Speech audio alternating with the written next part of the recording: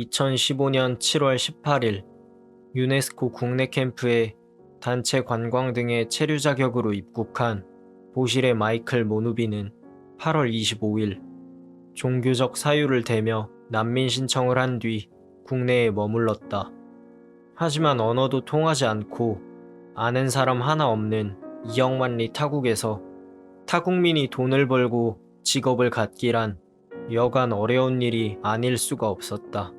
난민 지원을 통해 생계를 어느 정도 이어가고 있었으나 직업이 없는 상태에서 경제적으로 어려움을 겪고 있던 그는 결국 본국인 케냐로 돌아가기로 마음먹었다.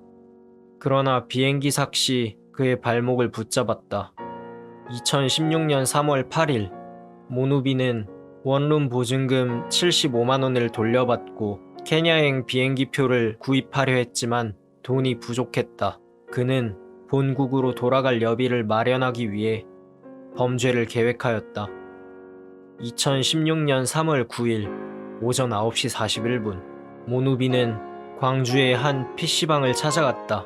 오전이라 그랬는지 PC방에는 손님이 그리 많지 않았고 그는 곧장 머릿속에 그렸던 계획을 실행에 옮겼다.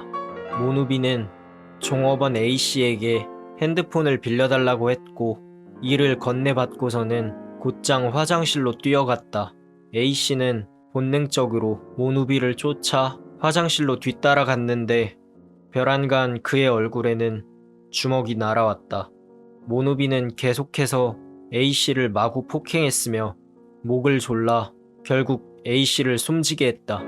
여기서 그치지 않고 모누비는 PC방에서 끓는 물이 들어있는 주전자를 가져와서 피해자의 얼굴에 들이부었다. 그리고는 숟가락과 젓가락을 A씨 입에 쑤셔 넣는 잔인한 행악질로 피해자의 죽음을 확인하고 나서 PC방 카운터로 다시 가 피해자의 지갑에서 돈을 꺼내갔는데 이때 그가 챙긴 돈이 18만 4천 원이었다. 돈이 충분하지 않았던 탓이었는지 모누비는 범행을 저지르고 바로 도주하지 않고 그 자리에서 2차 범행을 준비했다. 그는 바로 다음 타겟을 물색하다가 게임 중이던 B씨를 발견했고 B씨를 화장실에 끌고 가려 했다. 이 과정에서 모누비는 B씨의 멱살을 잡았는데 이때 그의 손에서 피냄새를 맡은 B씨는 소리를 지르며 주변에 신고해달라고 외쳤다. 손님 한 명이 경찰에 신고하려 하자 모누비는 Play the game, friend.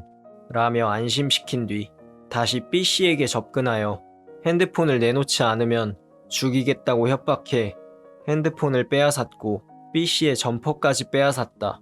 그리고 저항하는 B씨의 얼굴을 수차례 가격하기도 하였다. 이후 모누비는 범행 현장에서 달아났으나 다행히 얼마 지나지 않아 신고를 받고 출동한 경찰에 의해 체포되었다. 하지만 체포된 후에도 모누비는 완강하게 저항하였다. 입고 있던 옷을 벗어던지며 동물 소리와 같은 괴성을 지른다거나 알 수 없는 몸동작을 취하며 극도로 민감한 반응을 보였고 경찰서 유치장에서 방탄 유리를 깨부수는 등의 난동을 부리며 의도적으로 정신병자인 양 행세하였다. 검거 후 조사에서 모누비가 묵비권을 행사하여서 사건을 담당했던 광주 북부경찰서는 자국민 보호를 위해 왔던 케냐 대사관 직원에게 사건 관련 내용을 전달하고 단독 면담 시간을 주었다. 그러나 계속해서 난동을 부리는 모누비의 행동에 해당 대사관 직원이 겁을 먹고 돌아가 면담은 이루어지지 않았다. 결국 재판에 회부된 보실의 마이클 모누비는 아무런 죄 없는 사람을 단지 케냐행 비행기 삭시 모자라다는 이유로 잔인하게 살해하고 그 시신을 끔찍하게 훼손하기까지 했으며 그것도 모자라 2차 범행까지 저질렀음에도 겨우 25년형을 선고받는 데에 그쳤다.